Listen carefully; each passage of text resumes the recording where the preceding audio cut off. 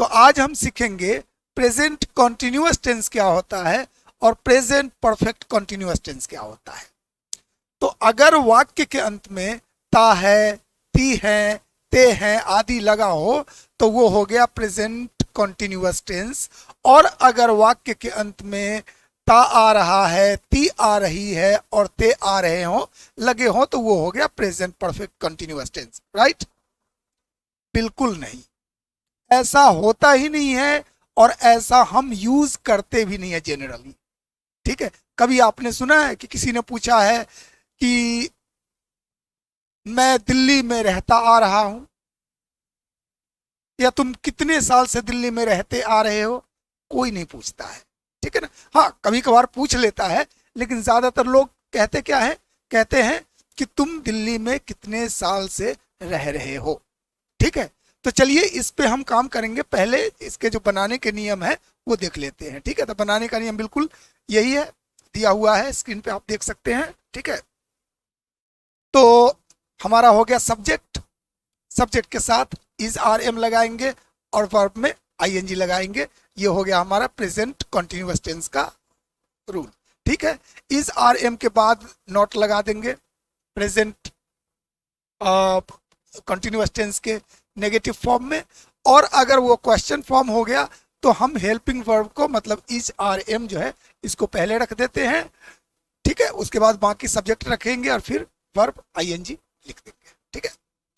ठीक इसी प्रकार से प्रेजेंट परफेक्ट कंटिन्यूअस में क्या करेंगे, हम सब्जेक्ट होगा, सब्जेक्ट के बाद हैज या हैव लगेगा।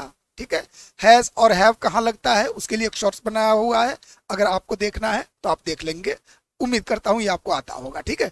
तो हैज या हैव लगाएंगे, उसके बाद बीन लगाएंगे, फिर वर्ब के साथ आईएनजी लगाएंगे और बाकी फोर या सिंस जो भी लगना होता है वो लगा सकते हैं समय के हिसाब से। उसके लिए भी एक स्पेशल वीडियो बना हुआ है जिसमें आप ये देख सकते हैं कि फोर का प्रयोग कहाँ पे होता है, सिंस का प्रयोग कहाँ पे होता है।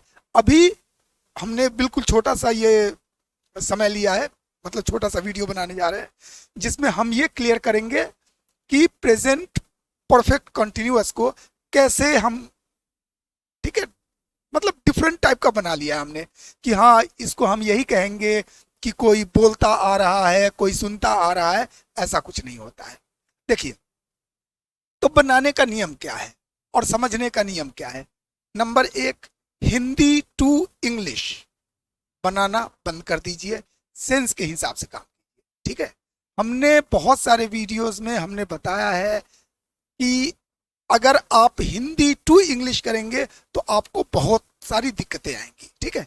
तो अभी क्या करेंगे हम कि इसको हम सेंस को समझने की कोशिश करेंगे। ध्यान दीजिए, अगर सेंटेंस बिना टाइम के है तो वो हो गया आपका प्रेजेंट कॉन्टिन्यूअस टेंस। ठीक है? तो ये हो गया हमारा प्रेजेंट कॉन्टिन्यूअस टेंस, इसमें टाइम हमारा नहीं होगा, किसी भी कीमत पे इसमें आप टाइम का प्रयोग नहीं करेंगे। ठीक है? और ये जो है प्रेजेंट परफेक्ट कंटिन्यूअस, ये बिना टाइम का बनेगा ही नहीं, इसमें आपको टाइम देना ही पड़ेगा। ठीक है? इसमें आपको टाइम मेंशन करना ही पड़ेगा, तब जाके ये सेंटेंस क्लियर होगा। ठीक है? तो देखिए कुछ एग्जांपल्स हो जाए कि क्या है लिखा हुआ है यहाँ पे। देखिए, आई एम ईटिंग। ठीक है? तो क्वेश्चन बिल्कुल क्लियर होगा, आप बैठे हुए हैं, आप खाना खा रहे हैं, कोई आपसे पूछेगा व्हाट आर यू डूइंग। ठीक है? हाँ, देखने के बावजूद भी लोग पूछते हैं। या फिर मान के चलिए किसी ने फोन किया, आपसे पूछा व्हाट आर यू डूइंग, आप क्या कहेंगे? I am eating. ठीक है? और जब पूछता है कोई टाइम के बारे में, अगर उसको टाइम से भी मतलब है, ये भी जानना चाहता है कि आप कब से खा रहे हैं, तो ये पूछेगा how long have you been eating. ठीक है? और तब आप कहेंगे I have been eating for 10 minutes, I have been eating since morning, सुबह से खाते ही आ रहे हैं, खाओ। ठीक है? तो उम्मीद करता हूं समझ में आ गया होगा। ठीक इसी प्रकार से कोई सेंटेंस अगर आपसे पूछता है, जैसे आपको पूछना है सेंटेंस कि आप दिल्ली में कब से रह रहे हैं। ठीक है? आप ये तो नहीं पूछते हैं ना कि आप दिल्ली में कब से रहते आ रहे हैं, आप दिल्ली में कब से रह रहे हैं, तो आप क्या कहेंगे, मैं दिल्ली में 6 साल से रह रहा हूं। So I have been living in Delhi for 6 years। ठीक है, और उसके बाद आप कब से मिल रहे हो एक दूसरे से, so how long have you been meeting each other, how long have you been seeing each other.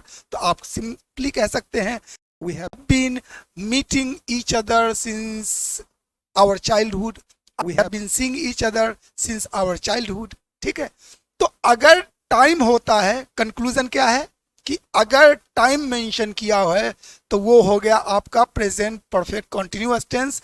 अगर टाइम नहीं है तो उसमें बिल्कुल मतलब प्रेजेंट परफेक्ट कंटिन्यूअस टेंस वाला फॉर्मूला लगाने की जरूरत नहीं है, उसको आप सिंपली प्रेजेंट कंटिन्यूअस टेंस में लगा सकते हैं। ठीक है, उम्मीद करता हूं समझ में आ गया होगा।